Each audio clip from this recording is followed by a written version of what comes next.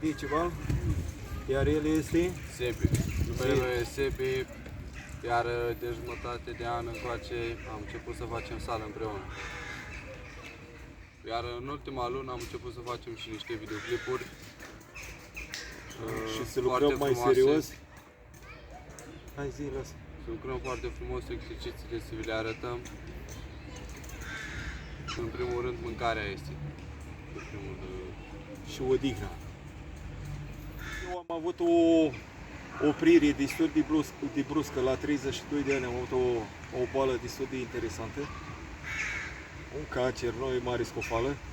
Am luptat doar 2 ani cu ea și din cauza asta acum arăt, cum arăt. Cu toate că în perioada aia aveam la 1,74 m, 106 kg, deci 32 de kg peste nivelul normal. Și de asta oamenii când văd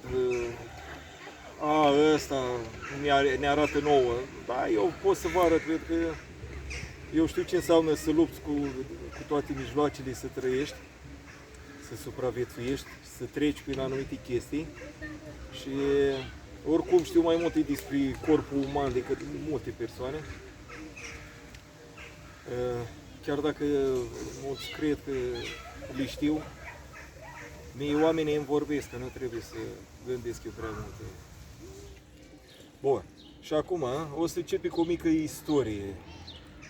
Toți culturiștii ăștia care au fost din anii 50-60 încoace, au avut câte un rol în ceea ce s-a întâmplat.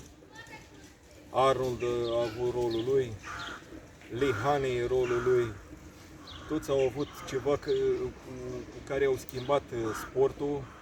Dorian Yates, la rândul lui, a schimbat.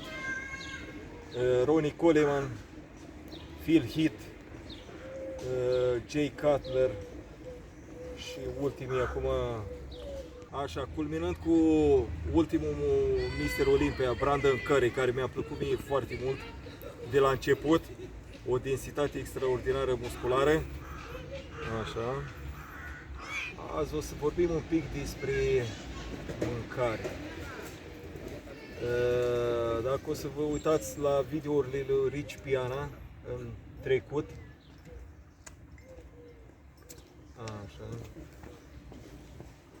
Michael Hearn sau King Kamali, o să vedeți că ei prezintă pe Instagram sau pe YouTube, ei prezintă foarte mult meniul ăsta pentru culturiști, dar cel mai important sau printre cei mai importanți este asta, culminând cu dieta lui Stan Efferding, un tip care a fost un gen de powerlifter sau un tip care ridica greutăți foarte mari,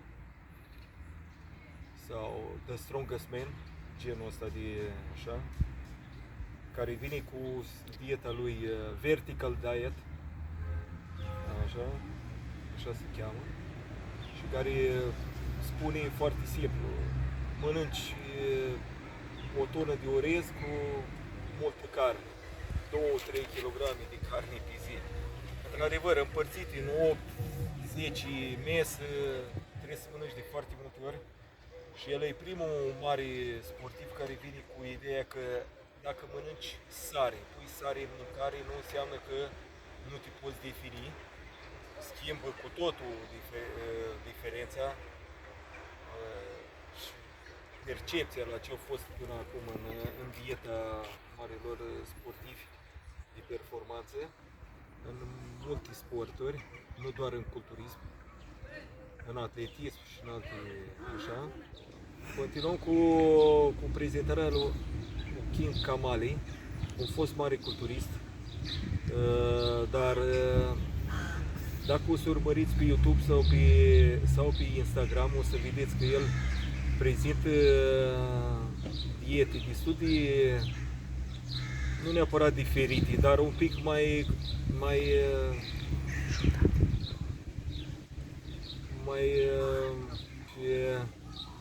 o să vă placă. E o mare figură E important că multe lucruri se cunosc, doar că sportul ăsta necesită foarte mulți bani și foarte mult timp. De asta o să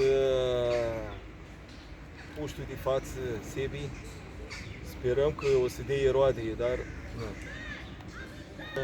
De parcursul Așteptăm parcursul. Sunt și perioade destul de grele acum cu problemele actuale în lume, dar sperăm să se rezolve și o să fie totul perfect. Să putem continua să vedem lucrurile așa cum ar trebui să fie.